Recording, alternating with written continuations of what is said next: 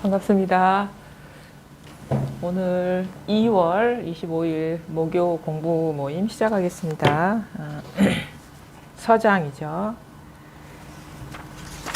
서장 408쪽입니다. 50 엄교수 자경에 대한 답서 두 번째 시간 차례고요.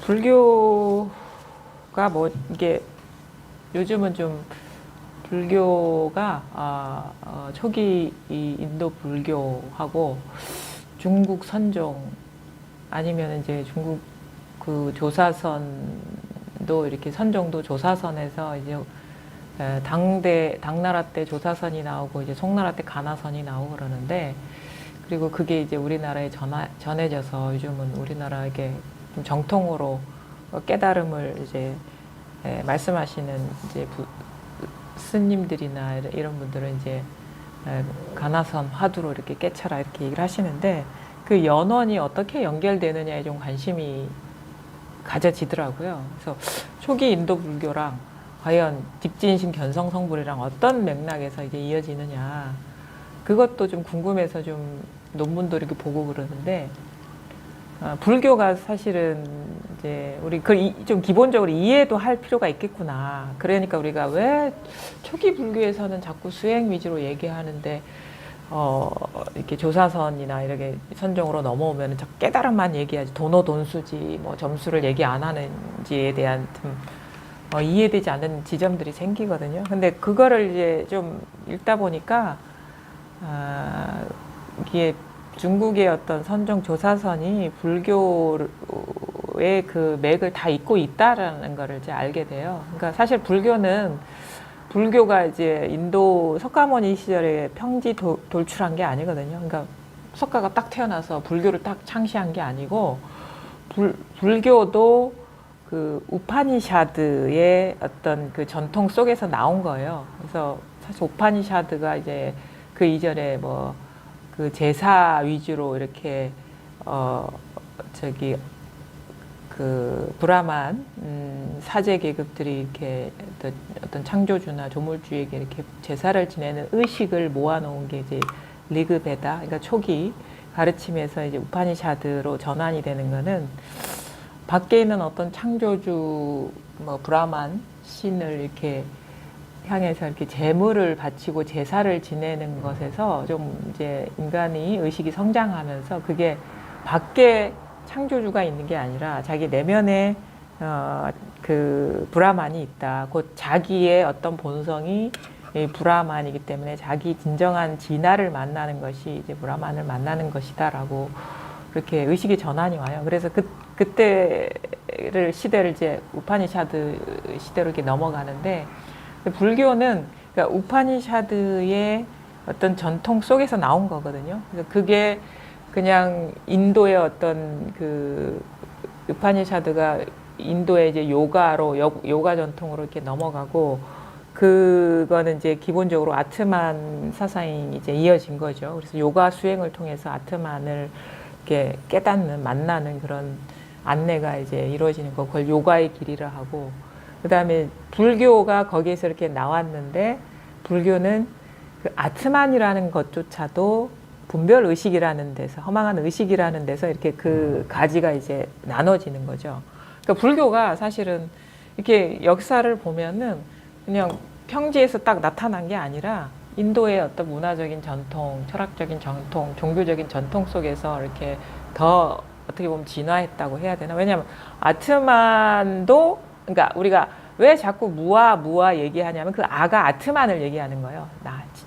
그러니까 그것도 사실은 없다라는 거죠. 그것도 의식, 우리가 의식, 분별 의식, 주객관 의식 속에서 내가 어떤 나라는 것, 아련한 것이 있을 수가 있는 것이지, 그 우리가 의식으로 분별하지 않으면 내가 어디 있고 남이 어디냐, 거기까지 사실은 공부가 이제 나아간 게 이제 불교죠. 그래서 무아라고 얘기하는 거는 굳이 왜 불교의 초기 불교의 가르침이 무아설이라 하고 무아라 하느냐면은 그 당시의 시대적인 어떤 그 종교적인 배경을 바탕으로 일어선 것이기 때문에 거기는 아를 얘기하기 때문에 아트만을 얘기했기 때문에 그것도 망상이다라는 의미에서 무아가 나온 거예요. 그러니까 그렇게 해서 이제 무아가 나오고 무아, 뭐 무상 이렇게 얘기하거든요. 그러니까 나라는 제법 무아라는 게 사실 그 당시에 가르침의 핵심이죠. 무아라는 거는 단지 나만 없다는 게 아니라 모든 거에 자성이 없다라는 거예요. 제법 무아, 재행 무상 이게 같은 말이거든요.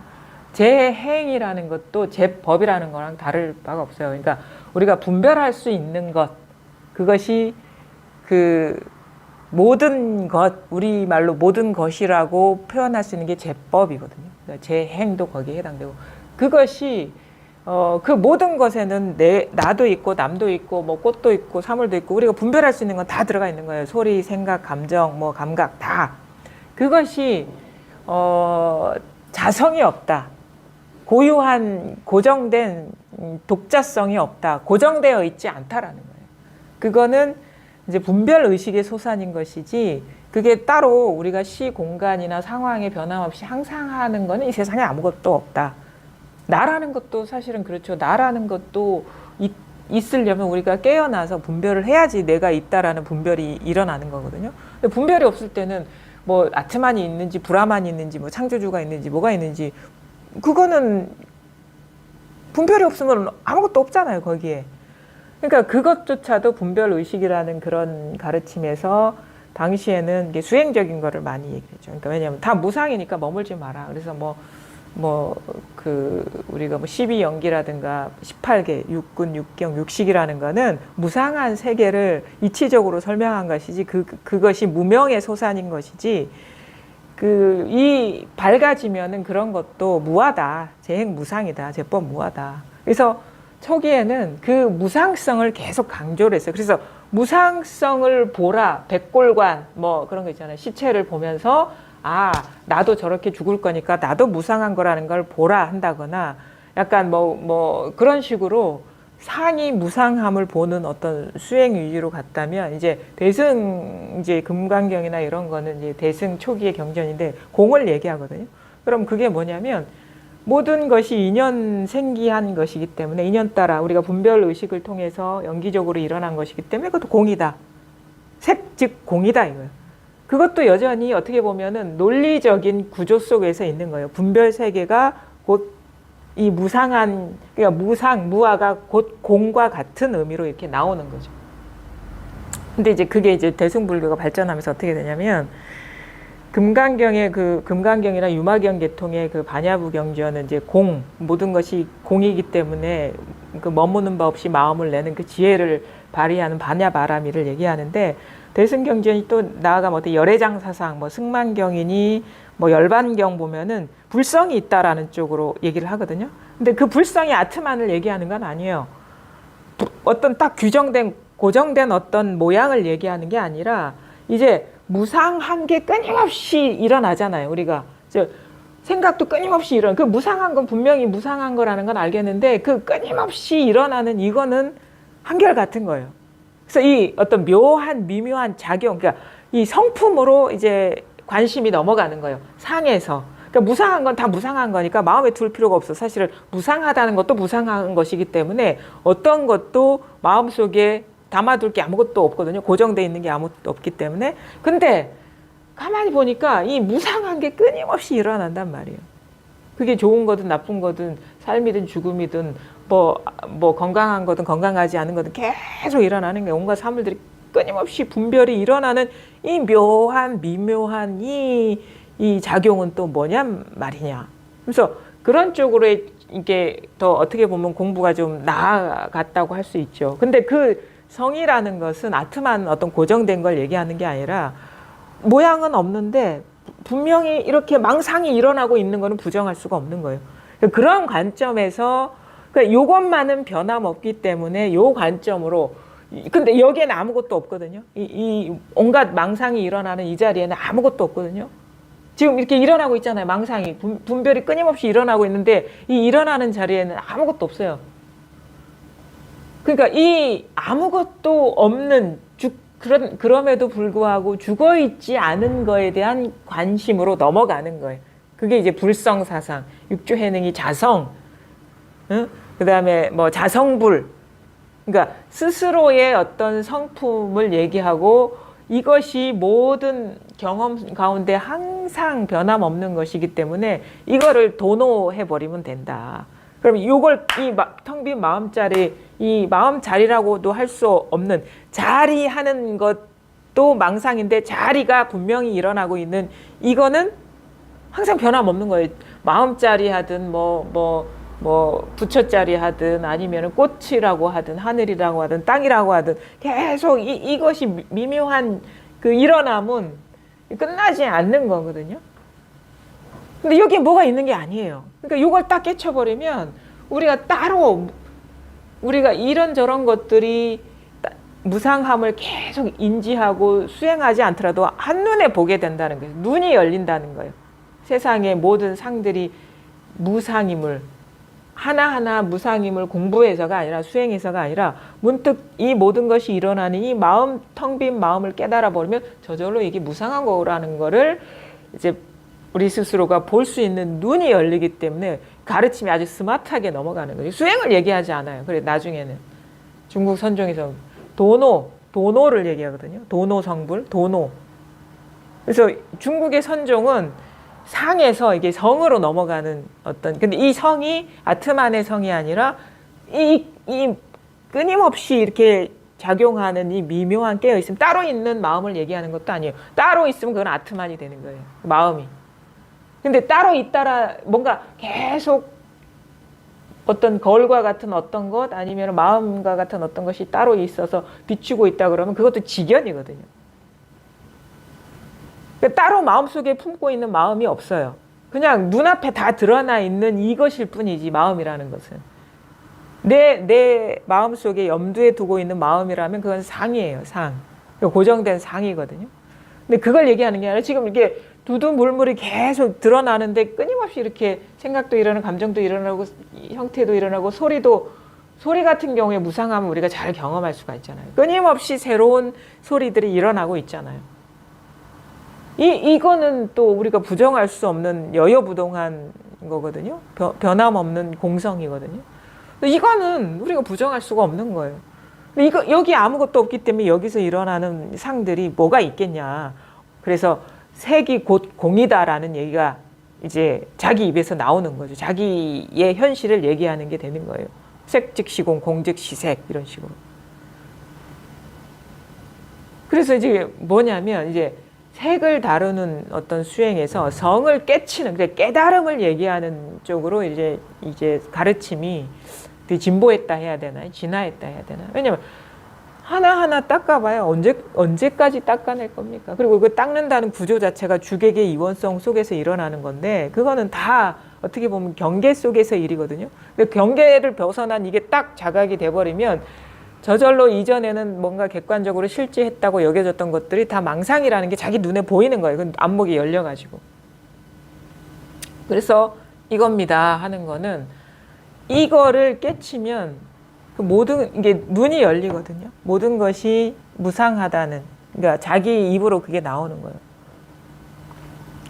재행무상, 뭐 재법무아라든지 뭐 삼세를 얻을 수 없다는지, 뭐 과거 마음도 얻을 수 없고 미래의 마음도 얻을 수 없고 현재의 마음도 얻을 수 없다라는. 왜냐하면 그 뭔가 과거, 현재, 미래라 하면 벌써 이게 분별이라는 거, 여기서 일어난 분별이라는 거를 보고 싶지 않아도 보게 돼요. 이 자리에 눈을 뜨면. 근데 이 자리에 눈을 뜨기 전에는 드러나는 그 프레임이나 어떤 존재성에서 우리가 벗어나 보질 못했기 때문에 그게 다 있는 것 같아요. 근데 이게 드러나면 이것이 더 원천이라는 걸 알게 되는 거예요. 그러면 여기서 일어난 두 번째 것들이 진실하다고 우리가 보지 않게 되거든요. 근데 이것 이전이 드러나지 않고 자각이 안 됐기 때문에 자기 선에서는 이게 다 진짜라고 보이는 거예요. 그래서 이게 없다라고 무상하다라고 따로 달리 공부하는 게 아니라 그 이전 게 드러나 버리면 된다. 그 이전 게 자각이 돼버리면 된다. 그래서 이렇게 이것입니다라고 하는 거예요. 근데 그것은 지금 우리가 뭐 심오한 어떤 세계, 정신세계 얘기를 한다고 해서 이게 심오하게 있는 게 아니에요. 심오한 자리, 우리가 손이 닿을 수 없는 자리, 아니면은 우리가 뭐 어떻게 체험할 수 없는 그 아주 깊은 심연 속에 있는 게 아니에요. 잘 보면 우리가 자기 스스로의 생각을 모르기 때문에 자기 생각에 속기 때문에 그런 식으로 공부를 멀리 두는 거거든요. 그거는 공부가 멀리 있는 듯한 느낌이 있고 아직 이게 자기의 현실이 이거와 하나인 거를 깨닫지 못하는 그런 어떤 사람일 경우에 깨달음을 어떻게 보고 있냐면 자기 생각으로 보고 있기 때문에 그런 거예요. 생각을 일으켜서 생각 속에서 깨달음을 상상하기 때문에 멀리 있는 것처럼 보이는 거예요. 그러니까 그런 식의 어떤 깨달음에 대한 분별이 지독하면 심하고 지독할수록 아주 멀리 있는, 아득하게 있는 것처럼 느껴져요. 그래서 마치 깨달음은 보통 사람들이 범접할 수 없는 세계에 있는 것이다. 아니면은 모양이 없는 것은 우리 모양 있는 사람은 뭐 알 수 없는 것이다. 뭐 깨달을 수 없는 것이다. 아주 바다의 깊은 심연 속에 있는 거거나 아니면 지금 이 사바세계, 현실 세계를 훌쩍 벗어난 저쪽에 우리가 가닿을 수 없는 데에 있는 것이다. 심리적인 거리감이 너무 멀어 있는 거예요. 근데 그 심리적인 거리감이라는 것은 다 자기 생각이 만드는 거리감인 것이지 여기엔 거리가 없습니다. 왜냐하면 이거는 생각 이전이라고도 얘기를 하거든요. 생각이 일어나는 바탕이라고도 얘기를 하거든요. 그러면은 우리가 어떤 심원한 깊은 곳에 있거나 아니면 현실 세계를 초월한 거기에 있거나 하는 거는 다 생각이에요. 생각을 일으켜서 아주 깊은 곳, 아니면 아주 먼 곳, 아주 높은 곳, 이게 다 자기 일어난 생각을 따라가서 그렇게 돼요. 생각을 따라가지 않으면 아주 깊은 곳, 아주 먼 곳, 아주 높은 곳이 일어날 수가 없어요. 그러니까 그건 뭐냐면 순간적으로 찰나적으로 일어난 생각 속에서 깨달음을 구하고 있기 때문에 아주 멀리, 아주 높이, 아주 깊이라고 자기한테 여겨줘서 나는 할 수가 없을 거야, 이 생에. 이런 식으로 하는 거예요. 근데 이거는 분명히 많은 사람들이 생각이 물들지 않는 자리다, 아니면 생각의 당처다, 생각 이전 자리다, 이렇게 표현을 하거든요. 그건 뭐냐면 그 생각 이전 자리라는 거는 생각을 몇 번 굴러서 너머에 있는 게 아니에요. 지금 일어나는 이 생각에 여기에 힌트가 있는 거거든요. 그러니까 깊다, 멀다, 높다, 이게 생각이거든요. 지금 여기서 일어나고 있어요. 그러니까 깊은 것이든 높은 것이든 멀리 있는 것이든 지금 한 자리에서 생각이 일어나고 있어요. 그렇죠? 그게 내가 누구다 하든 아니면 깊다 하든 높다 하든 멀리 있다 하든 지금 찰나 여기서 일어나고 있어요. 그러니까 말하자면 너무 멀거나 깊거나 높이 있는 게 아니라 나와 떨어져 있지 않다라는 거예요. 내가 지금 이게 발 딛고 서 있는 자리와. 왜냐하면 모든 것들이 여기에서 나오는 것이기 때문에 오히려 틈이 없기 때문에 우리가 생각으로 구할 수 없는 거예요. 왜냐하면 생각은 틈이기 때문에. 생각은 틈이거든요.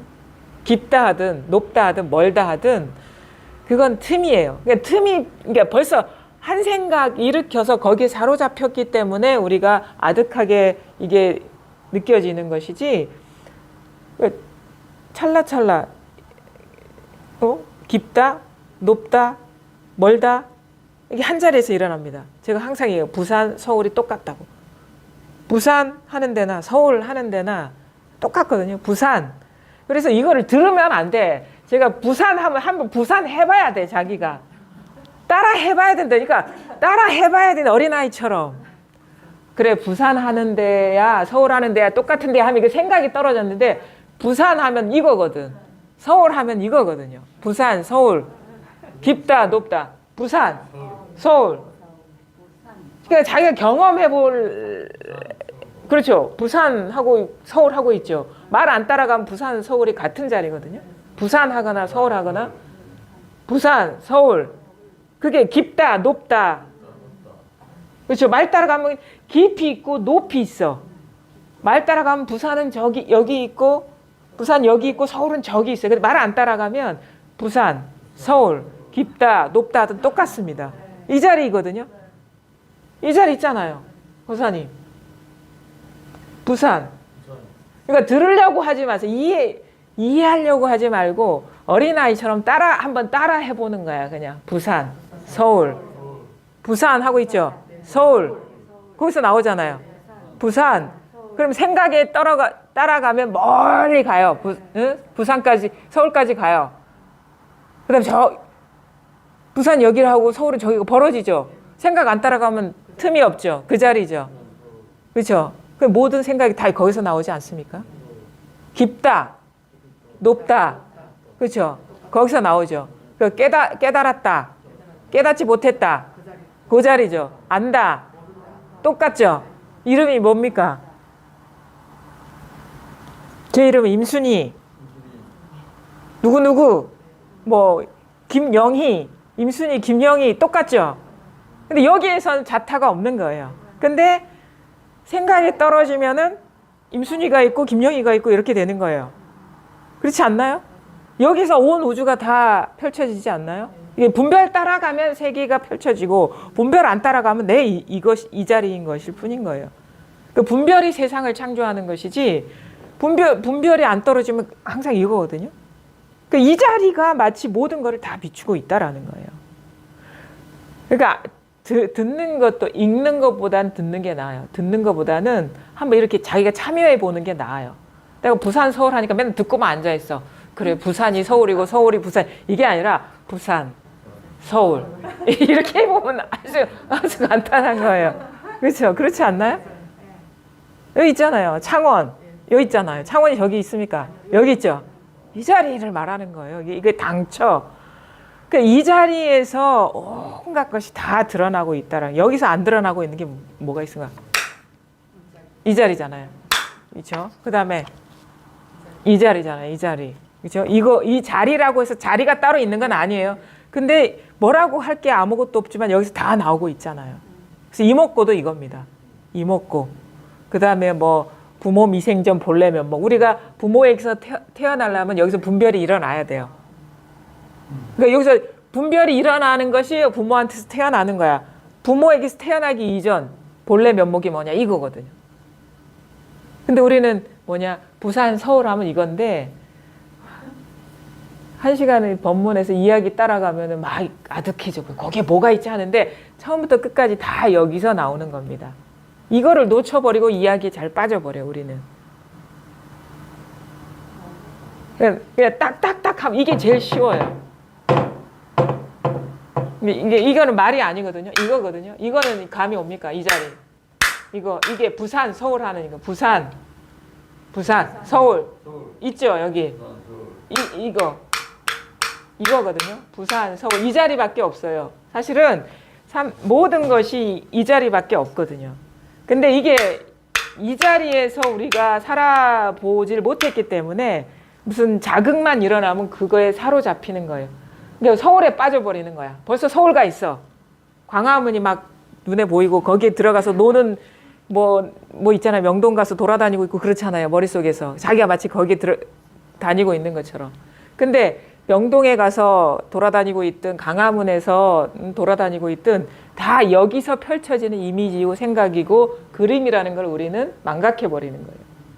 그 상에 빠지는 그게 바로 떨어진다 하는 거예요. 상에 떨어진다. 그래서 우리 선에서는 주로 말을 갖고 많이 하거든요. 그래서 그 선문답도 말로 하잖아요. 그러면 선문답에 선문답 할 때 가장 주의해야 될 게 뭔지 아세요? 우리가 가장 잘 속는 게 뭔지 아세요? 경계 중에서 가장 잘 속는데. 말과 생각이 제일 빨리 떨어지거든요. 그래서 선문답 할 때 이게 가장 우리가 정신 차려라. 이게 선문답하는 의도가 뭐냐면 화타, 말에 떨어지지 마라. 이거. 말에 떨어지면 이제 근데 한 방 맞아야 되는 거야. 그게 말에 떨어진다는 게 바로 생각이거든. 우리가 생각은요 언어화해서 이렇게 일어납니다. 마음속에서. 그렇죠? 말과 생각은 같은 거예요. 사실은. 생리적으로. 감정은 진짜 골탕. 감정에 예. 휘둘린다 되나 그게 푹 빠져가지고 생각은 조금 그게 되는데 이 자리에서 만나서 알 텐데 감정이 근데 감정이 문제가 안 되는 사람도 있더라고. 장애가 안 되는 사람도 진짜. 그래서 저도 사실 감정 때문에 되게 힘들었는데 감정이 사실은 좀 내가 보기에 제일 어려운 게 감정인 것 같아요. 제가 보기에 감정이 근데 그 감정도 이제 공부하다 보면 이제 그게 망상이라는 걸 알게 되는데 일단은 이제 아까 얘기했던 거 마무리하고 이제 감정 얘기를 한번 해보죠. 그러니까 그거예요. 말에 떨어진다, 생각에 떨어진다. 이게 가장 이렇게 순식간에 우리가 이게 사로잡히는 대상화거든요. 이게 대상에 떨어지는 거야. 그러니까 아까 왜 어떤 게 말에 떨어지느냐? 그럼 서울 그러면 서울에 확 들어가는 게 그게 대상에 떨어지는 거예요. 말에 떨어지고 생각에 떨어지고 이미지에 떨어지고 이 자리에 당처에 있지 못하고 그렇죠? 무슨 말인지 알겠죠? 그렇죠? 근데 또 가르칠 때 이겁니다. 그러면 여기에 뭐가 있는 줄 알면 이게 또 상에 떨어진 거예요. 순식간에. 자기 거기에서 모든 게 나오는데 그 자리에 있지 못하고 이런 식의 소리나 아니면은 모습이나 움직임이나 아니면은 뭐 말이나 이런 거에 떨어지는 게 다 자기를 놔두고 우리가 그런 얘기 하죠. 그 할로축계 사자 교인이라고 한나라 걔는 그 고기를 쌌던 그 종이 있잖아요. 그럼 고기 냄새가 나잖아요. 그 흙덩이를 넣어가지고 툭 던지면 그 흙덩이를 쫓아가. 근데 사자는 그 흙덩이를 던진 사람을 문다. 이런 얘기가 있거든요. 그게 무슨 말인지 아시겠어요? 그렇죠? 사람이 뭐냐면 자기 본래 면목인 거예요. 사람이 분별을 하거든. 뭘 던지거든. 근데 우리가 던질 수 있는 건 다 흙덩이에요. 진짜 고기가 아닌 거야. 진짜 고기는 이거라. 사람 고기라. 그렇죠? 근데 그걸 한나라 개에 비유를 하는데 그거는 이제 어리석은 사람. 범부중생은 모양 따라가는 거예요. 실제하지 않은 여기서 투사된 상에 떨어지고 서울에 떨어지고 부산에 떨어지고 그렇죠? 이름에 떨어지고 분별된 상에 떨어지는데 사자는 이제 영리한 사람이에요. 깨달은 사람 뭐야? 그 자리뿐임을 본다 이거예요. 사자의 비유를 말해요. 사자좌, 뭐 부처님이 앉는 자리를 사자좌 이렇게 얘기하거든요. 사자는 좀 뭐랄까 좀 지혜로우면서도 용감한 이런 느낌이 좀 있잖아요. 흔들리지 않기 때문에 어떠한 경계에도 어떠한 짐승의 고함에도 겁을 안 내, 사자는. 그렇죠? 그거를 뭐 선에서 뭐 대장부와 같다 이런 식으로 표현을 하는데, 그러니까 어떠한 경계가 일어나도 그 상에 안 떨어지는, 그게 우리가 말하는 이제 깨달은 사람의 어떤 그런 내적인 상태인 거죠. 뭐 이겁니다. 그죠? 이 자리 있잖아요. 여기 저절로 모든 걸 다 비추고 있죠. 부산, 서울 하든 뭐 아니면은 뭐 과거 하든 미래 하든 현재 하든 죽비 소리가 이렇게 일어나든 다 이 자리예요. 나라고 얘기하든 남이라고 얘기하든 다 이겁니다. 사실 이 몸도 이 죽비랑 다를 바가 없어요. 이렇게 드러나고 있어요. 이 자리에서. 거울과 같은 성품이 있거든요. 이거. 근데 여기에서 생각도 일어나고 감정도 일어나고 다 일어납니다. 거사님 이것밖에 없어요. 이것뿐이에요. 이게 부산, 서울 하는 이것뿐이에요. 여기에서 우리가 서울에 갔다 왔다 아니면 부산에 있다 뭐 이런 식의 분별이 일어나는데 너무나 우리가 이 자리에 있는 힘은 미약하기 때문에 처음에는 막 긴 얘기로 하면은 이야기에 우리는 빠져버리거든. 그래서 이렇게 말없이 일 없이 치는 거예요. 딱 손을 들어 보이고 이건 생각이 아니니까 곧바로 통하라고.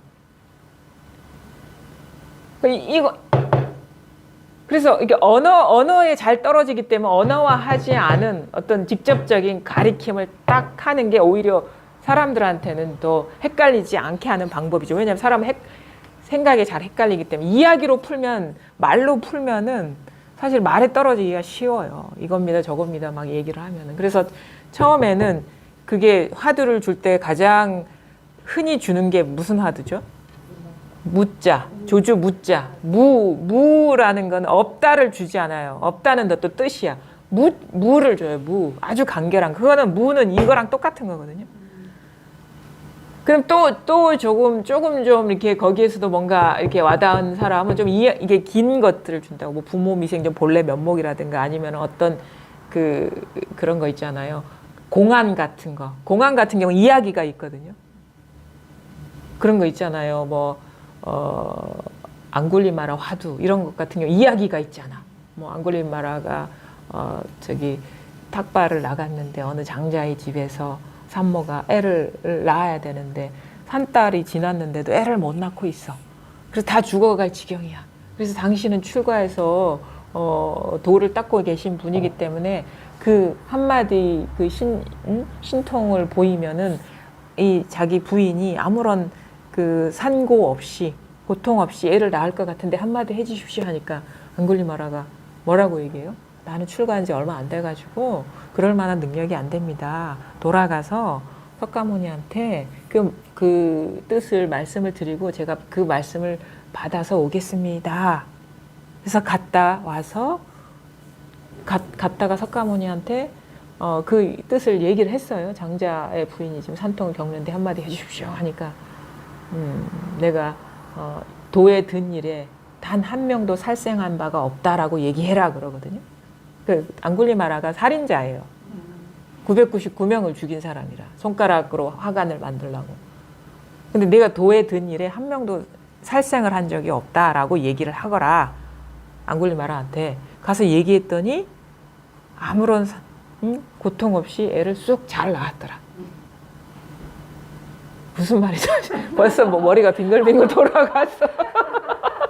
하고 혹 빠졌잖아요. 이야기에 빠졌잖아. 그 순식간에 빠지잖아요.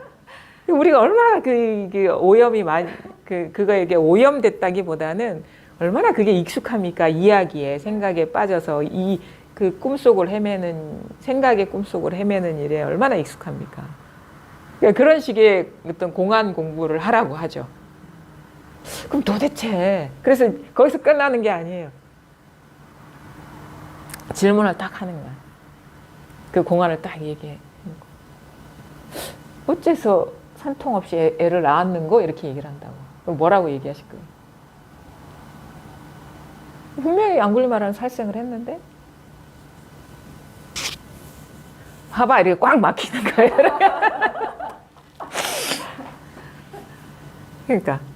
그러니까 얼마나 우리가 지금 그 밝지 않단 말인가, 힘이 미약하단 말인가. 그래서 그게 처음부터 그렇게 온갖 그러니까 거기에서도 우리가 그건 우리 삶과 직접적인 연관이 없는 거잖아요, 그렇죠?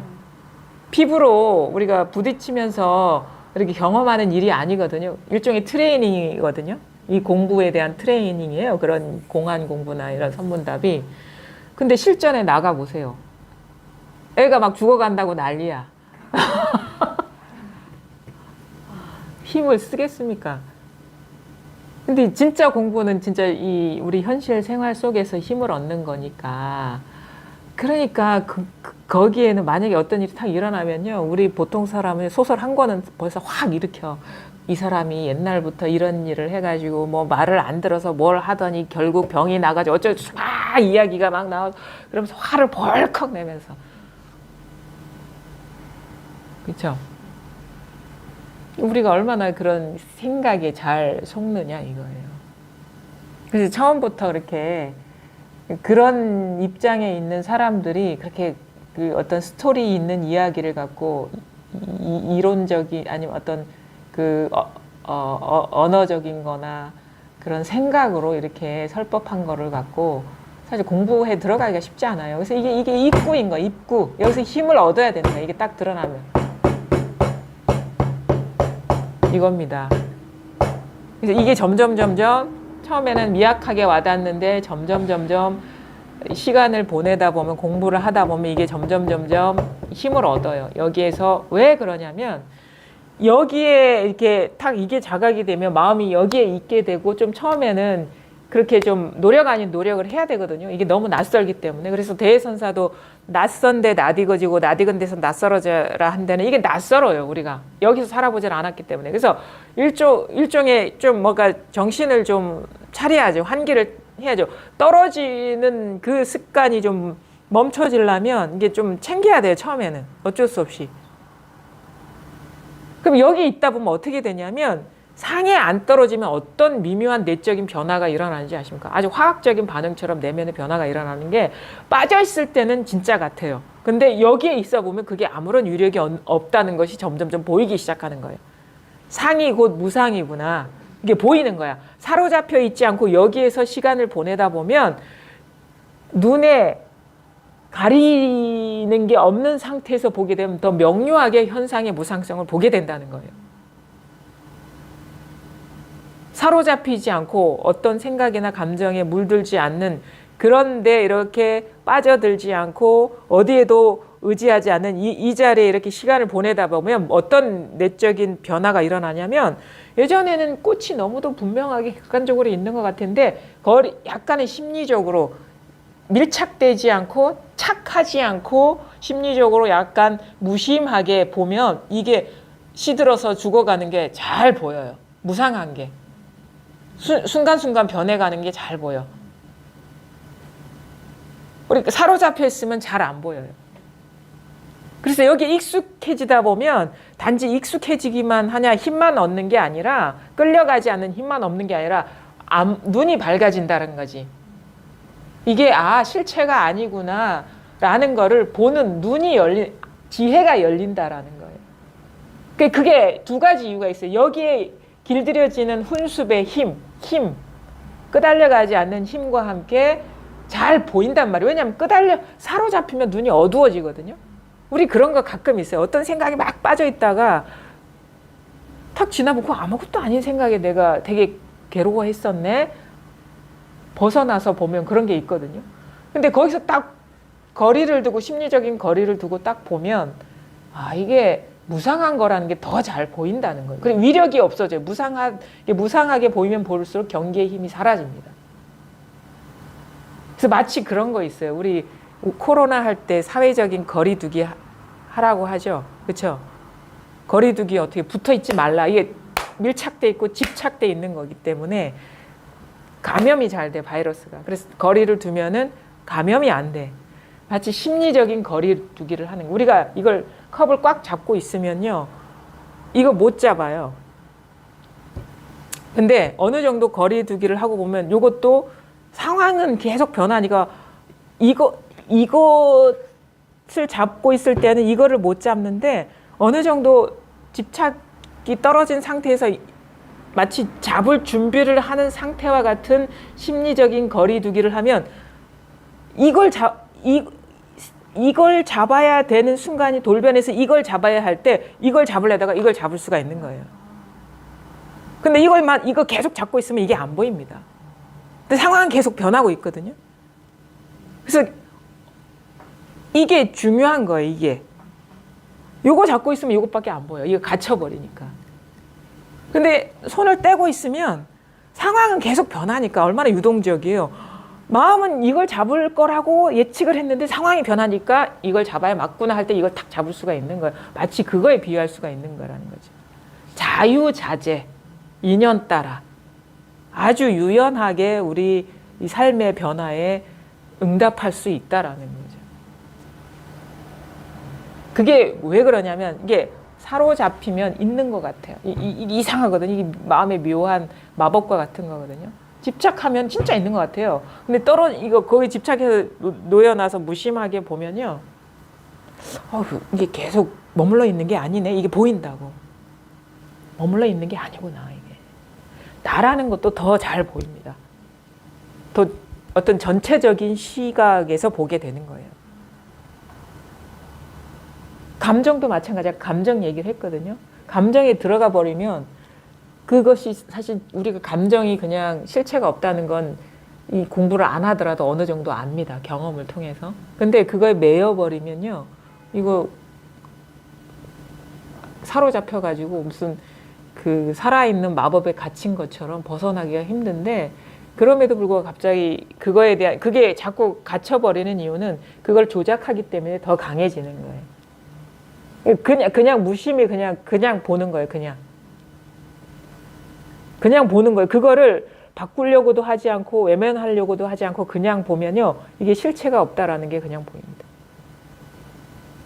그래서 어떻게 우리가 이 감정에서 해탈하느냐, 감정을 조작하고 없애고 바꾸는 게 아니에요. 그러니까 우리가 아까도 이제 앞 서두에서도 얘기를 했는데 불교가 어떻게 그 불교의 어떤 가르침 아니면은 불교 공부가 어떤 식으로 변화해 왔냐면 처음에는 수행적인 측면이 많았다가 점점 깨달음으로 이렇게 변해가거든요. 본래 면목에 대한 깨달음. 그게 왜 그런 식으로의 진화가 일어났냐면 잘 보십시오. 모든 게 무상하면 공이란 말입니다. 모든 게 공이에요. 모든 게 재행무상이면은 그 말은 곧 공이라는 거예요. 모든 게 공이라. 괴로워도 공, 즐거워도 공, 기뻐도 공, 슬퍼도 공, 알아도 공, 몰라도 공. 공이면은 그거 단박에 공이라는 걸 깨달아 버리면 되지 않을까요?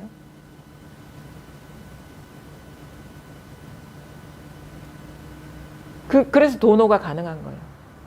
그 금강경이 조사선의 소위경전이라는 건 그 공을 얘기하고 있기 때문인 거예요. 그 말은 뭐냐면 단박에 깨달을 수 있다. 우리가 왜 존재로서 이게 느껴지느냐? 이해로는 다 공이라는 걸 알겠어. 근데 내 현실은 이게 공이 아니야. 그건 뭐냐면 가만히 보니까 이게 객관적인 실체가 아니라 우리가 착해 있기 때문에 존재로 보인다는 게 마음의 묘용인 거예요. 갇혀버리기 때문에 존재로 보이는 거예요. 이 프레임 안에 들어가 버렸기 때문에 이게 존재로 보이는 거예요. 우리가 그 이데올로기도 그렇거든요. 프레임 안에 들어가 버리면 그것을 위해서 목숨을 바칠 수도 있어요. 단지 생각일 뿐인데, 관념일 뿐인데. 근데 거기에서 그게 집착이거든요. 근데 거기에서 딱 무심하게 보면은 무심하게 본다는 건 조작이 아닙니다. 그냥 직면하는 거예요. 딱 보면 이거를 뭐 어떻게 바꾸려고도 하지 않고 이거를 피하려고도 하지 않고 이렇게 보면 이 감정이 무상하다는 게 보여. 감정 즉 공이라는 게 보이는 거예요. 그렇게 우리가 공부를 힘을 얻고 지혜가 밝아지는 거지 괴로움이 일어나지 않는 게 공부가 아닌 거예요. 그거는 불가능해요. 어떻게 그럼 죽으라는 소리인데 감정 없이 어떻게 우리가 살 수 있습니까? 모든 경험이 재행이 공이라는 걸 보는 게 해탈인 거예요. 공이라는 걸 깨닫는 게. 그러니까 그런 거 있잖아요. 사람의 기질에 따라 되게 불안이 많은 사람도 있고 뭐 아니면 강박이 있는 사람도 있고 두려움이 많은 사람도 있고 뭐 아니면은 어떤 사람 문제가 안 되는 것이 나한테는 큰 문제가 되는 사소한 것일지라 그렇게 되는 게 있거든요. 그럼 그런 식으로 자기의 어떤 정신적인 회로가 이렇게 세팅돼 있단 말입니다. 반응이. 그러면 공부하면 그게 안 일어나느냐? 아니요. 일어나요. 일어난다고. 일어나는데 공부한 사람의 차이는 뭐냐면 그게 곧 아무 일이 아니라는 거를 알죠. 그게 말하자면 아무 일이 아니라는 건 뭐냐? 그게 바로 이거라는 것. 이것이 불성이라면 이것이 부처라면 그것이 곧 부처라는 거를 잘 알죠. 두려움이 이름일 뿐이고 두려움이란 이름일 뿐이고 그것이 곧 부처라는 걸 알죠. 우리가 그게 곧 법이라는 걸 알죠. 그게 곧 진리라는 걸 알죠. 그럼 이 진리를 떠나서 어느 진리를 찾는단 말입니까? 그리고 이런 얘기를 들으면 그러면 공부를 한 사람이 안 한 사람 똑같은데요? 아니에요. 아니에요. 모양은 똑같아요. 모양은 똑같은데 자기 내면은 아주 달라요. 왜냐하면 공부를 안 한 사람은 마음속에도 강력하게 있어. 두려움이라는 게. 근데 공부가 되면 어떻게? 이름이 그러하고 형태가 그러하고 빛깔이 그러하고 무늬가 그러한데 그게 알맹이가 없어요. 두려움이라는 알맹이가. 그 알맹이가 존재성이거든요. 실체성이 없다라는 거예요. 그러니까 그 두려움이 객관적인 실체로 보는 사람과 두려움이 그림자로 보는 사람은 똑같겠습니까? 그 차이인 거예요. 공부를 안 하면 두려움은 너무도 존재감으로 강해. 근데 공부를 하면 두려움이라는 그림자만 있는 거예요. 흔적만. 그 차이인 거예요. 그러니까 두려움이 안 일어나는 게 아니라는 거지. 감정이 안 일어나는 게 아니라는 거죠. 생각이 안 일어나는 게 서울, 부산 우리 얘기해요. 근데 공부를 안 하면 서울 따로 있고 부산 따로 있는데 공부를 하면 서울, 부산이 있기는 있는데 그냥 이거야. 아무것도 아닌 것이야. 이렇게 되는 그 서울 부산이 그냥 환상과 같은 일이 되고 깨닫지 못하면 서울 부산이 실제가 되고 깨달으면 서울 부산이 어젯밤 꿈과 같고 깨닫지 못하면 어젯밤 꿈과 다른 현실이 서울 부산인 것이고 그게 자기한테서 느끼는 스트레스와 위축감과 불안과 분리감과 아니면은 뭐 구속감 이런 게 같겠냐고. 아무것도 없어요. 모든 게 그림자면은 뭐가 그게 법이 그렇다라는 거예요. 그래서 두려움 느낄 수 있죠. 충분히.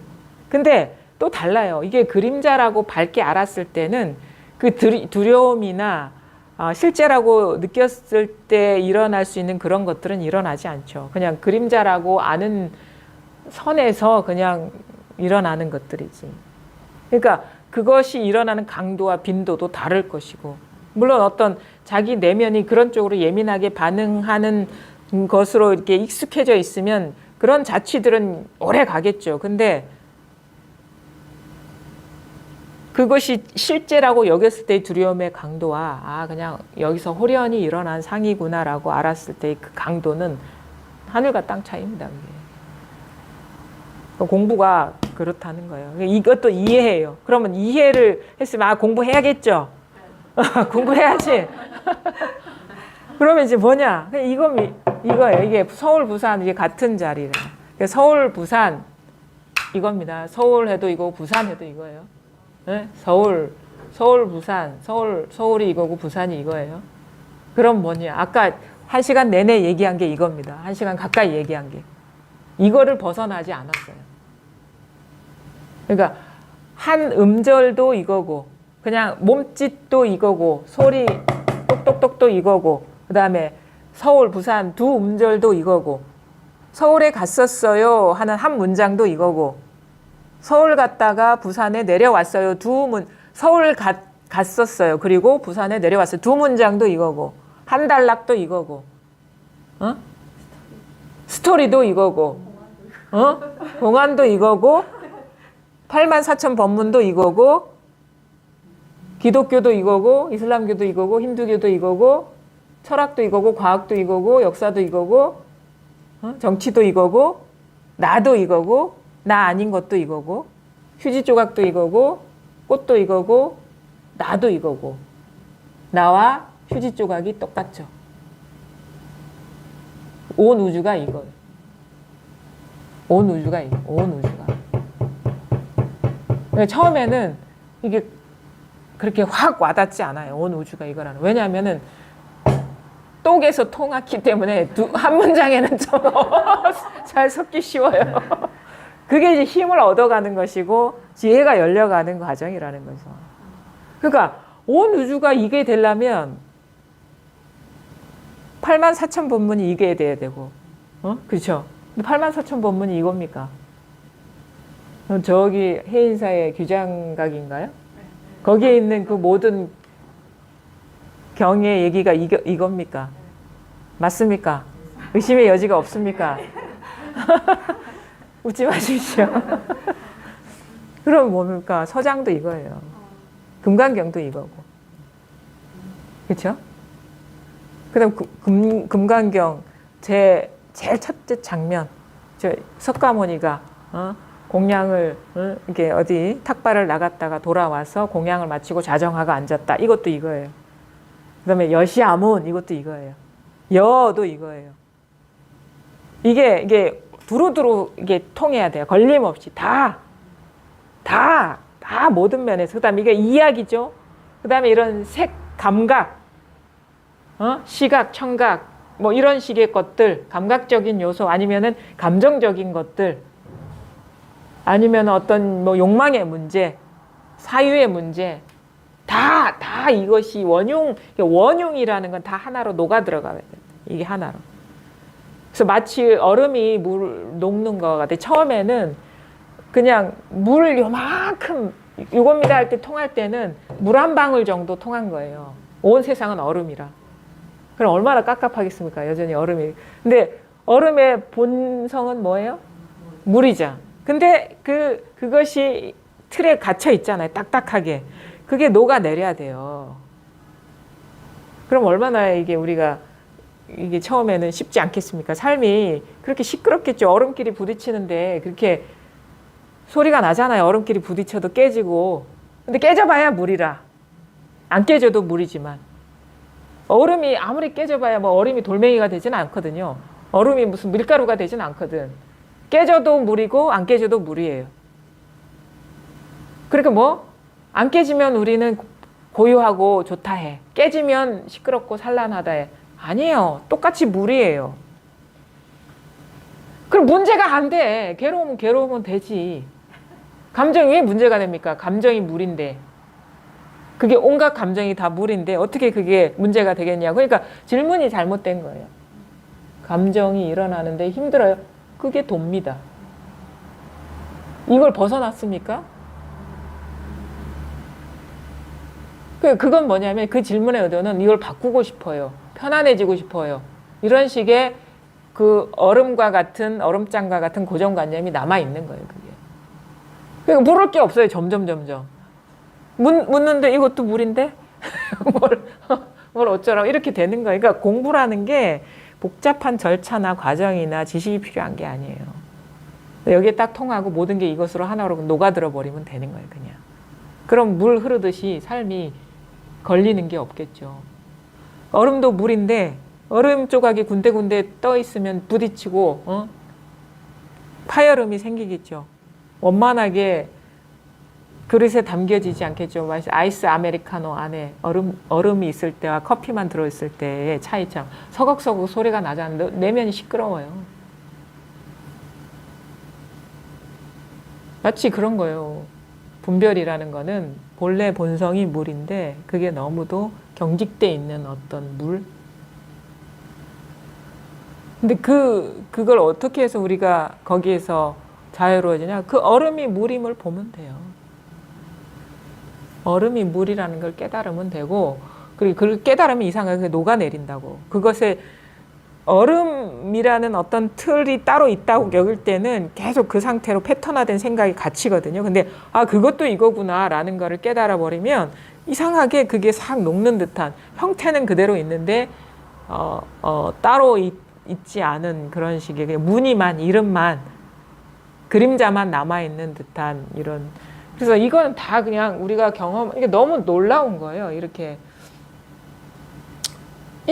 우리는 이게 실제라고 여겼는데 이게 환상과 같은 일이라는 게 이게 마음의 묘용이거든요. 그러니까 이게 지금 분홍색인 게 그렇게 신비로운 거예요. 놀랍지 않나요, 이게? 여기서 저 축지법을 써가지고 서울로 가는 게 놀라운 게 아니라 이렇게 분홍색으로 장미가 피어 있다는 그 사실이 너무 놀라운 거예요. 마음의 묘용인 거예요. 이게 신비죠. 이게 신비 아닌가요? 이게 놀라운 거예요. 지금 이렇게 꽃이 피어 있다는 게 그게 놀라운 거예요. 그러니까 꽃은 그래도 아름다움에 우리가 분별 세계에서 아름다움을 치부하죠. 그러니까 이 나무 조각이 이렇게 신비로운 거예요. 이런 식으로 드러난다는 게 이게 묘한 거. 아무것도 아닌 데서 이런 식으로 드러난다는 게 이게 진짜 신비로운 거예요. 우리는 이거 흔하고 평범하게 보거든요. 근데 이렇게 나타나는 게 이게 신비로운 거예요. 이렇게. 이게 마음의 묘용이다 이거예요. 지금 이것뿐입니다. 이거 따로 있는 게 아무것도 없어요. 그냥 이 하나의 일일 뿐이다. 다. 따로 있는 게 아무것도 없다. 그러니까 그게 우리가 특히 공부를 하다 보면 가장 많이 걸리는 그때 이 자리가 이게 자각이 되더라도 그동안에 우리가 살아오면서 고착돼 있던 어떤 기준들이 뭐냐면 이렇게 좋은 것과 나쁜 것의 구분. 그게 너무 분명하거든요. 그러니까 옳은 거와 옳지 않는 거의 구분. 이거는 옳아. 이건 옳지 않아. 이거는 행복이야. 이거는 불행이야. 이거 너무 경계가 너무 분명하죠. 그건 사실 자기 에고의 기준인 거예요. 에고의 기준으로 하는 건 에고도 사실 상인데. 근데 그 사실은 나라는 게 현실적으로 내가 아니라는 게 드러나야지 사실 모든 얼음이 다 녹아버리는 거거든요. 그 가장 마지막에 남는 게 주객관 의식인 거예요. 그러면 거기에 분명히 나라는 의식이 있는 거죠. 그러면 뭐냐면 이제 나를 감싸고 있는 외피들이 녹아내려야 되는데 그건 뭐냐면 내가 선호하는 거와 선호하지 않는 거의 경계가 녹아버려야 되는 거예요.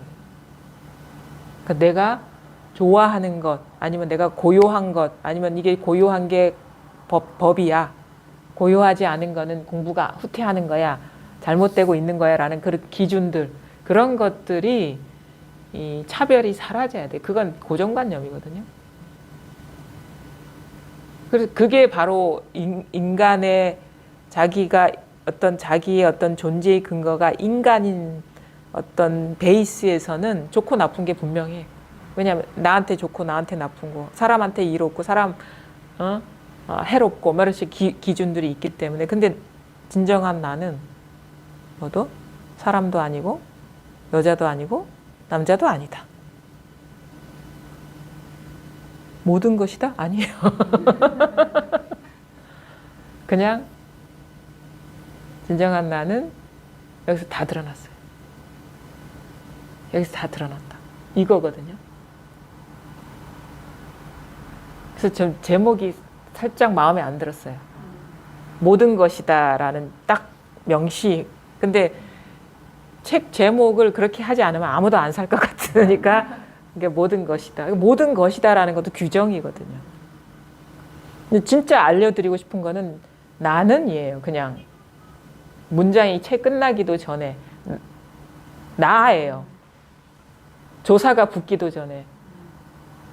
진짜 근데 알려드리고 싶은 나 하기 전, 나라는 말도 나오기 전이에요. 근데 이걸 어떻게 전할 길이 없어서 그냥 문장으로 그렇게 표현을 하는 거죠. 이거를 알아주기를 바라는 마음에. 진짜 깨달아야 될 것은 나라고 말 나오기 이전에 이것이 모든 것이다라는 거예요. 근데 이것이 딱 드러나면 이것이 모든 것이라는 그런 규정이 없어요. 그냥 늘 이것일 뿐이에요. 늘. 이것일 뿐이라는 생각도 없어요. 그냥 아무 일이 없어요. 그냥 아무 일이 없다는 것도 없어요. 어떻게 이거는 말로 할 수가 없는 거거든요. 그러니까 경험해봐야, 체험해봐야 아는 건데, 그래서 가장 이제 공부 과정 중에 요즘 가장 질문을 많이 받는 게 뭐냐면 그거예요. 괴롭다 이거지. 여전히 이게 뭔지, 이게 투명한 뭔지는 알겠는데 여전히 괴롭다. 대부분의 질문이 그래요. 대부분의 질문. 이건 뭔지 알겠습니다.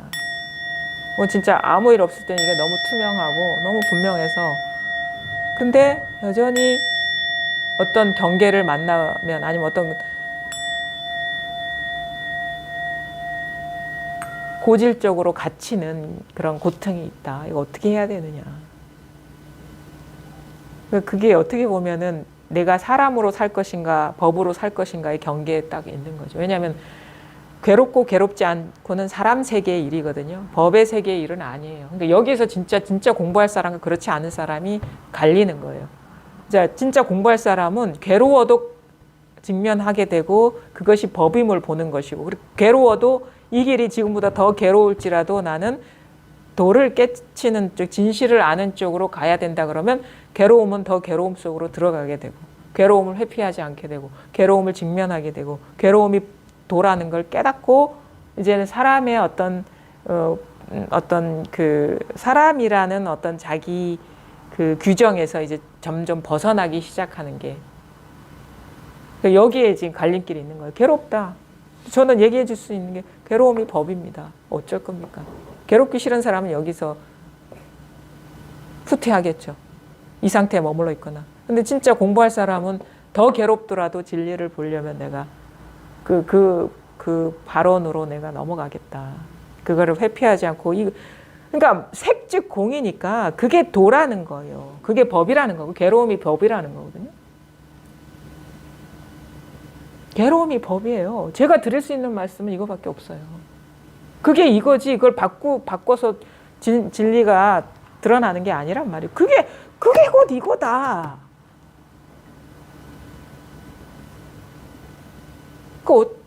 어떻게 해요? 이때부터 자기 포기가 시작되는 거예요. 아, 이거는 지금까지 나를 위한 공부를 해왔는데 이 공부의 성격이 그게 아니구나.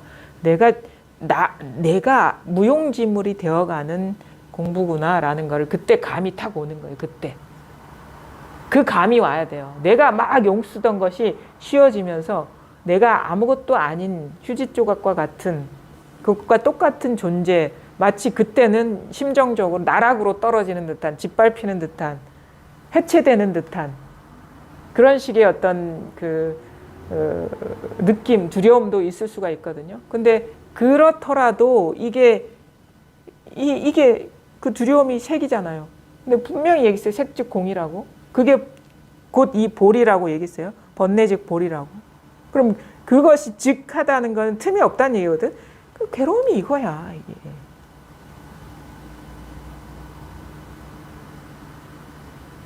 이게. 사실은 더 냉정하게 얘기를 해야 돼. 괴로워서 그러는데요. 그겁니다. 뭐 진짜 아주 이것이 그냥 성성하게 드러나고 있네요. 그 괴로움처럼 성성한 게 어디 있습니까? 그렇죠? 법이 성성하게 드러나게 있는. 그렇잖아요. 그때 더 성성하게 우리가 알게 돼요. 그래서 그런 역경계들이 오히려 공부를 촉진시키지, 순경계는 금방 젖어들어 버려요. 빠져들어 버려요. 공부를 잘못한 사람은 이 진정한 공부 기회를 조작하고 고요한 꿈속으로 떨어지려고 하죠. 이것임을 역경계가 이것임을 깨닫지 못하는 한 순경계에서 벗어난 게 아니에요. 갇혀 있는 거지, 오히려 더. 왜냐하면 그건 동전의 양면과 같은 거거든요. 그럼 여기에 갇히면 저기에도 갇힌 거예요. 그래서 여기서 어떻게 공부가 돼야 되느냐. 계속 이걸 자기 암시를 통해서 이것도 법이야, 이 법도 법이야, 이것도 도야, 아니면은 이거를 멀리서 바라봐야 돼. 이런 수행을 통해서도 이 경계가 약화될 수 있는데 그거는 공부가 아니라 그게 이거라는 걸 깨달아야 돼요. 그게 이 프레임에서 벗어나는 거예요. 그냥 그 경계가 약화되는 쪽으로도 어떻게 보면 조작이 가능하거든요. 근데 이게 우리가 진짜 질적으로 다른 차원으로 전환하는 계기가 되려면 그게 이것이구나, 그것이 이것이구나 깨달아야 된다고. 그거를 자꾸 조작하는 게 아니라. 그래서 어떤 사람은 그래요. 오랜 동안 이제 병고에 시달려 보니까 나는 죽음은 두렵지 않은데 집에 가면은 자꾸 걸리는 사람이 있다. 근데 그 오랜 동안 그 병고에 시달리면서 익숙해져서 그게 큰 경계로 안 느껴지는 것이지, 그 경계가 약화됐다고 해서 공부가 됐다고 할 수가 없는 거예요. 그게 이것임을 깨치면 집에 가서 또 그렇게 걸리지 않는다 이거예요. 경계가 완전히 도미노처럼 부서져 버리기 때문에, 좋고 나쁜 경계가. 그래서 그게 이것임을 깨달아야 되는 게 공부의 어떻게 보면은 질적인 전환인 것이지, 그 큰 문제가 지금은 작은 문제가 됐어요 하는 게 그게 공부의 전환이 아닌 거예요. 그게 법으로 보여야 되는 거예요. 법으로. 진리로 보여야 된다고. 그 큰 문제가 작은 문제가 되는 거는 그건 공부가 아니고 조작이고, 그 극심한 경계가 이 법으로 보여야 된다고. 그게 아하, 깨어남에, 아, 이게 이거네. 아, 이게 이거였네. 내가 왜 이걸 따로 두고 도를 찾으려고 했지? 이런 식의 전환. 그게 공부와 어떻게 보면은 이제 일반적인 어떤 치유나 그런 거의 차이인 거예요. 법으로 보여야 된다. 이게 도로 보여야 된다. 이거예요. 그게 이거구나. 그게 이 일이라는 거를 뚜렷이 자각을 해야 되는 거예요. 그래서 꿈에서 마치 깨어난 듯한, 그 경계의 꿈에서 깨어난 듯한, 뭔가 한꺼풀이 벗겨진 듯한, 눈에 가리고 있던 한꺼풀이 벗겨진 듯한 전환이 와야 된다. 그래서 우리가 살아가면서 여러 가지 경계를 만났는데, 그럴 때마다 항상 이제 그거를 잘 보시라. 처음에는 쉽지 않아요. 그래서 어느 정도 이렇게 좀 챙길 필요가 있는데, 이제 그 힘을 얻으면 이제 점점 이제 이렇게 보이거든요. 무상한 게. 집착이 덜 된 거는 빨리 무상한 게 보이고, 집착이 강한 거는 막 그게 잘 안 보이죠. 근데 자꾸 반복적으로 고통을 주는 그런 경계에서 우리가 진짜 단박에 벗어나려면 그것이 이것임을 깨달아야 된다. 그러면 두 번 다시 이거에 걸리지 않는다. 문제가 안 되는 거예요. 그냥 그림자로 보이는 거예요. 깨달았고 나면. 여러분 대서장 좀 하고 치겠습니다. 자, 408쪽입니다. 보지 못하였습니까? 운문대사가 말했습니다. 빛이 뚫고 벗어나지 못하는 데에는 두 가지 병이 있다. 모든 곳에서 밟지 못하여 앞에 사물이 있는 것이 그 하나요. 모든 법이 공임을 뚫어내고도 어슴푸레하게 마치 한 개 사물이 있는 듯 하다면 역시 빛이 뚫고 벗어나지 못한 것이다. 또 법신에도 두 가지 병이 있으니 법신에 도달하여도 법에 집착하여 있지 못하고 자기라는 견해가 여전히 있어서 법신 곁에 머물러 있는 것이 그 하나요. 비록 법신을 뚫고 벗어나더라도 놓아주면 옳지 않으니 무슨 냄새가 있는가 하고 자세히 점검해 보아야 한다고 하면 이것도 병이다. 공부가 조금 어느 정도 좀 되고 나서 조금씩 이제 알아들을 수 있는 얘기입니다. 운문대사, 문헌선사가 이제 얘기를 한 건데, 빛이라는 거는 이거예요. 이 지혜의 빛.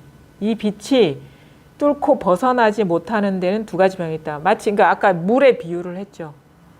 이게 물이라면 아직 뚫고 벗어나지 못한 거는 뭐냐면 여전히 얼음 조각이 남아있는 상태에는 두 가지로 설명할 수가 있다. 모든 곳에서 밟지 못하여 앞에 사물이 있는 것이 그거 아니에요. 무슨 사물이 있죠. 있는 것처럼 느끼면 아직 밟지 못한 것이라는 게 따로 있으면. 하나로 이렇게 분명하지 않고 분명히 나한테는 존재감으로 있어. 사물이 있는 것처럼 따로 있는 것 같으면 이거는 아직 뚫고 벗어나지 못한 것이다. 모든 법이 공임을 뚫어내고도 어셈푸레하게 마치 한 개의 사물이 있는 듯하다면 역시 빛이 뚫고 벗어나지 못한 것이다. 이게 실체가 없어. 이게 말하자면 뭐가 있는 것처럼 보이면 아직 그 어떤 물질감, 물질을 존재라고 여기는 데서 벗어나지 못한 거, 그 색계에 머물러 있는 거. 근데 이것이 실체가 없다는 걸 보고도 법이라는 게 아련히 있는 거예요. 아무것도 없다라는 어떤 그런 경계, 그런 상태, 아니면 하나의 의식으로 가득 차 있다라는 그런 식의 어떤 느낌, 이런 것이 어슴푸레하게 마치 한 개 사물이 있는 듯, 뭔가 한 개가 어슴푸레하게 있는 것 같아요.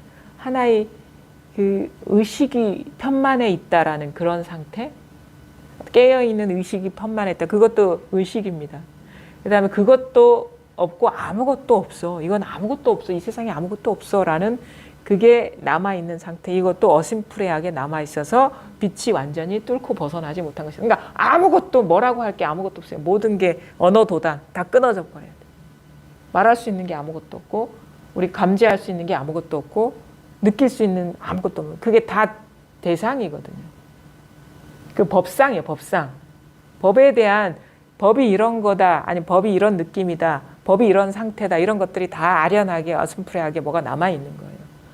또 법신에도 두 가지 병이 있으니 법신에 도달하여도 법에 집착하여 잊지 못하고 자기애라는 견해가 여전히 있어서 법신 곁에 머물러 있는 것이 그 하나요. 내가 체험했어. 이거야. 뭐 이런 식의 내가 마치 소유하고 있는 듯한, 내가 갖고 있는 듯한, 나와 함께 하고 있는 듯한 이것만 있어야 되는데 나도 거기에 옆에 있다라는 거예요. 나의 공부. 이런 거 있잖아요. 가장 대표적인 질문이 뭔지 알아요? 이런 상태에 있는 사람 질문. 왜 공부를 그동안에 했는데 이렇게 화가 일어나지? 이건 분명한데 왜 화가 일어나지? 그 내가 이렇게 나의 화거든요. 그거는. 내가 있는 거잖아요. 그건. 이것도 따로 있고 나도 있는 거거든요. 그런 식의 예를 들어서 이렇게 얘기할 수 있는 거죠. 견해가 여전히 있어서 법신 곁에 머물러 있는 것이 그 하나요.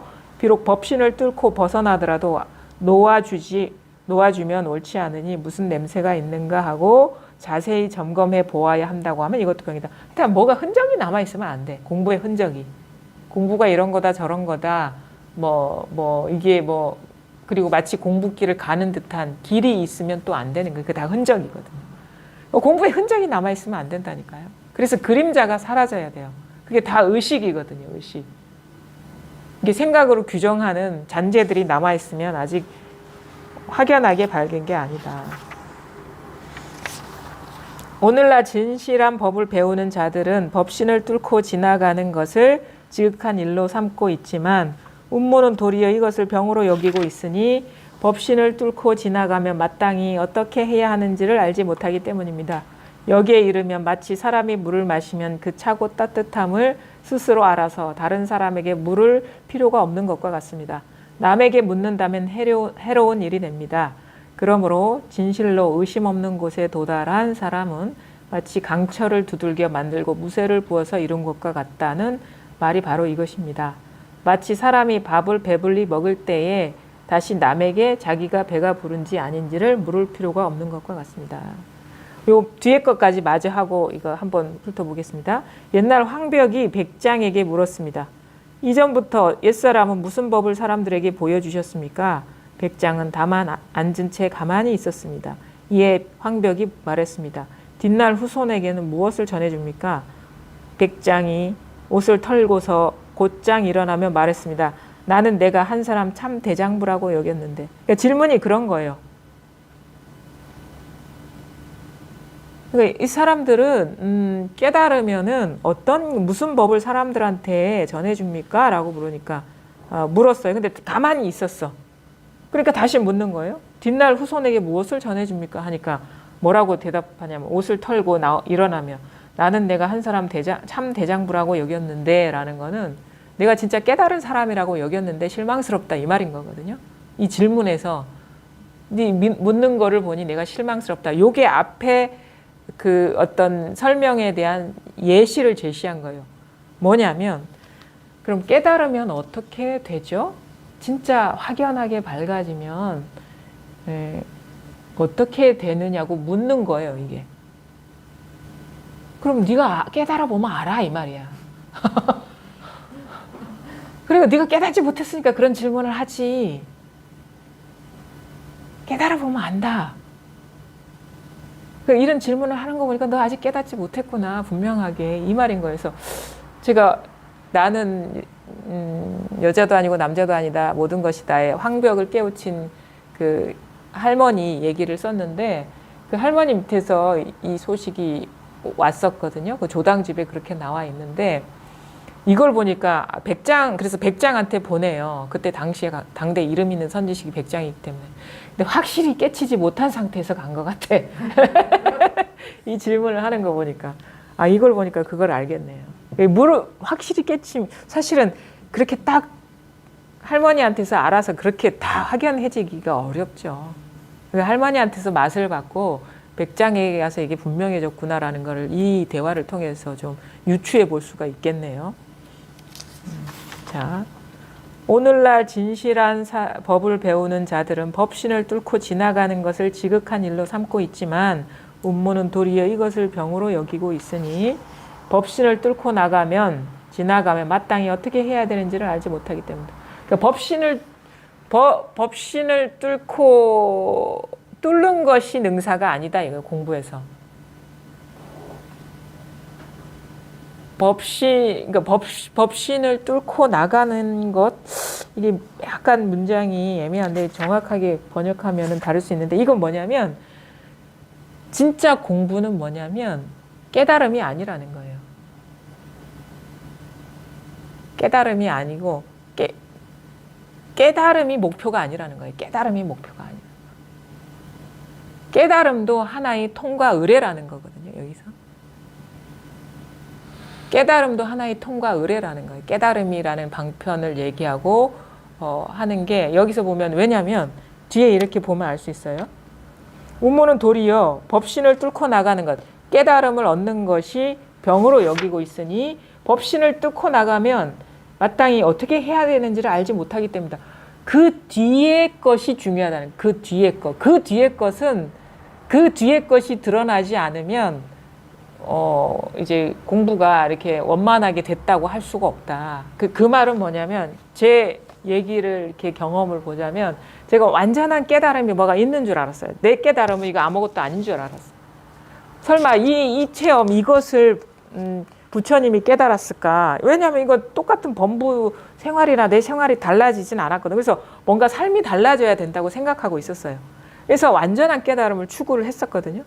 근데 나중에 깨닫게 된 게 뭐냐면 만약에 그런 게 있다면 벌써 여기서 일어난 분별이구나라는 걸 보게 되더라고요. 그러니까 깨달음도 망상이었구나라는 걸 보게 되는 거예요. 이게 투과거든요. 그럼 여기서 끝나는 게 아니에요. 그럼 어떻게 되는지 알아요? 마치 어딘가로 향해서 바라보고 있던, 제 표현은 뭐냐면 이것 따로 있고 저거, 그 완전한 깨달음 따로 있을 때 눈이 사시가 된 것 같아. 이것도 보고 있고 저것도 보고 있는 것 같아. 근데 이게 딱 사라지니까 초점이 딱 여기에 맞춰지면 어떻게 되냐면 변성이 일어나는 거예요. 안에서. 변성이 일어나면서 예전에는 있는 것처럼 보였던 것들이 없어, 그냥. 그런 식의 변성이 일어나는 거예요. 얼음 조각 하나라도 따로 있을 때는 그게 어떤 추구심이죠. 추구심이 있을 때는 이게 여전히 뭐가 있어요. 이게 뭐가 있는 것 같아. 근데 그게 딱 떨어지고 나니까 차원이 달라져 버리는 거예요. 삶의 차원이. 마치 3차원에서 살다가 4차원으로 들어온 듯한. 그거는 이제 자기가 체험해 봐야 아는 거거든요. 근데 그게 그런 식의 변성이 일어나지 않으면은, 그러니까 변성이라고 얘기해야 되나요? 어떤 것이 물질이 다른 형질로 변하는 게 아니라 차원이 달라지는, 발 딛고 있는 세계가 달라지는 듯한, 이 세계를 살고 있는데 결코 이 세계와 섞일 수 없는 것 같은 그런 식의, 그래서 그건 어떻게, 여기에 이르면 마치 사람이 물을 마시면 그 차고 따뜻함을 스스로 알아서 다른 사람에게 물을 필요가 없는 것과 같다. 자기 스스로 아는 거예요. 물어볼 필요가 없는 거예요.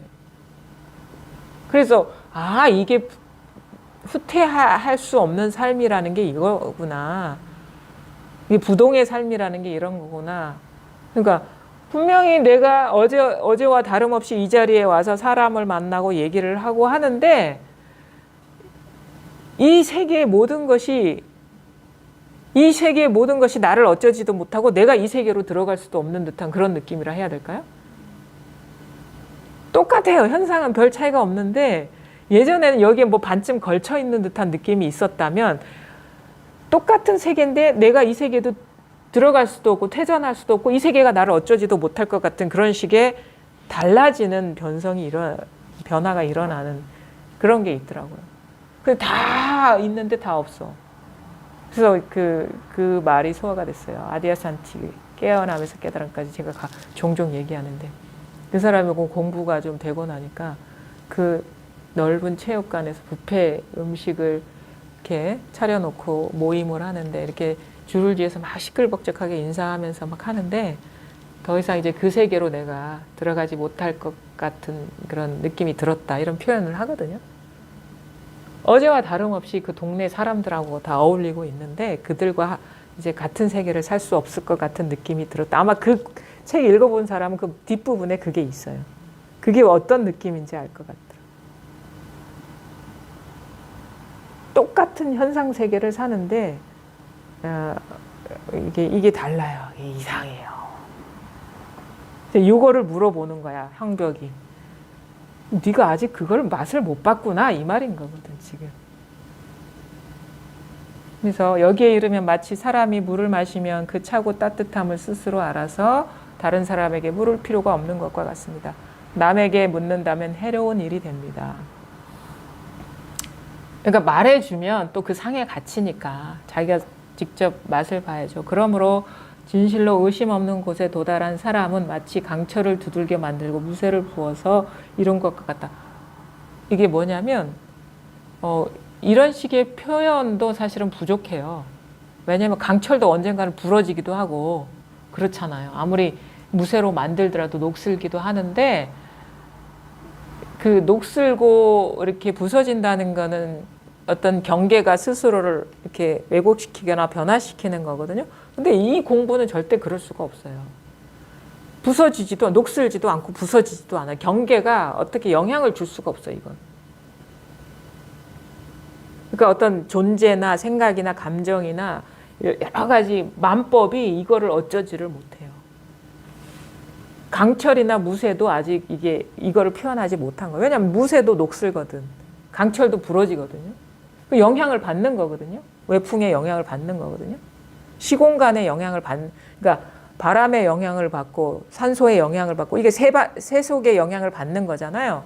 근데 이거는 바람 아니면 산소 아니면 사람 물리력 핵폭탄이 터져도 이게 끄떡이 없는 거라니까 이게. 그런 식의 이제 그것임을 알게 된다는 거예요. 그래서 육조 스님 얘기하잖아요. 뭐 거파가 밀려오고 뭐가 지구가 땅이 꺼지더라도 언제나 그 열반의 즐거움이다. 여여부동하다. 마치 사람이 밥을 배불리 먹을 때에 다시 남에게 자기가 배가 부른지 아닌지를 물을 필요가 없는 것 같아요. 이것이 이게 드러납니다. 공부가 완전히 추구심이 끊어져 버리면. 지금 이게 드러난 사람은요, 이게 분명하지 않은 사람은 이게 제 표현이 아마 공감이 갈 거예요. 이것도 보고 뭔가를 또 추구하고 있어요. 눈은 하나 여기 있고 하나는 저기 가 있어요. 이게 설마 이게 의심이거든요. 부족하기 때문에 추구하는 거거든요. 근데 그게 망상이 저쪽으로 향했던 게 망상이라는 게 딱 자각이 되면 그냥 딱 눈앞에 이게 고정이 됩니다. 이게 두두물물이 다 수처작주 입처계지. 근데 이거는 사실은 그러니까 이거는 경험해 봐야 아는 것이고 시작은 이거고 똑하는 이거거든요. 근데 이게 드러났으면 어떻게 되느냐? 이제 따로 있다고 여겨졌던 것들이 이것으로 이렇게 하나로 원흉하게 돌아와야 되는데 특히나 어떤 역경계에 부딪혀서 사람들이 이렇게 힘들어하는 분들이 많은데 그 정면 돌파 안 하면 안 돼요. 이게 다 법이라고요. 그러니까 그럴 때 진짜 내가 공부에 대한 어떤 발심을 묻는 거예요. 나를 위해서 공부를 했느냐? 진리를 위해서 공부를 했느냐? 근데 여기서 이거를 뚫고 넘어가려면 자기를 돌아보면 안 되거든요. 이게 공부입니다. 근데 그래서 만공 스님도 체험하기 한 소식 오기 전에도 한번 죽을 고비를 넘겨야 되고 이 소식이 오고 나서도 한번 죽을 고비를 넘겨야 된다는데 저는 아마 이 고비라고 생각합니다. 역경계에서 어쩌지 못할 때 진짜 자기가 죽어도 좋다가 돼야 돼요. 그러지 않으면 이걸 뚫어내기가 어렵습니다. 이때가 제일 힘들어요. 그래서 자기를 역경계와 순경계가 아무런 차별이 없는 이거구나라는 거를 깨닫고 나면은 공부가 이제 물 흐르듯이 원만하게 흘러갑니다. 이게 제일 힘들어요. 네, 오늘 여기까지 하겠습니다.